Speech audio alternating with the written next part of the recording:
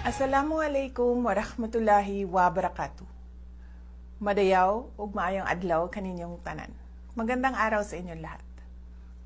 Mga kababayan, ang tinatamasa nating kalayaan ngayon ay bunga ng tunay at wagas na pagmamahal ng mga bayaning Pilipino sa ating bansa at ang magiting nilang paninindigan laban sa pang-aalipin ng mga dayuhan. Sa kanilang mga sakripisyo at pagbubuwis ng buhay ay natamasa natin ang kalayaan at namuhay tayo bilang bansang isinusulong ang sariling adikain, interes o pangarap.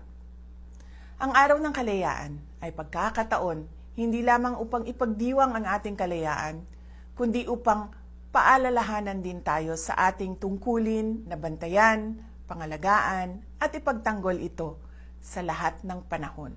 Paglapastangan sa alaala ng ating mga bayani ang pagyakap sa kultura ng pagkaalipin.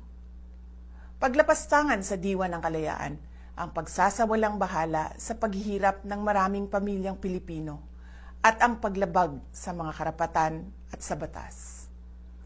Kabilang sa mga hamon sa ating kalayaan ay ang pagmamalabis at katiwalian sa gobyerno, laganap na droga, problema sa edukasyon, kahirapan at gutom. Hindi tayo lumaya para masadlak lamang sa pagdurusa ang ating bansa. Hindi tayo lumaya para muling mawalan ng karapatan at maging alipin ng iilan.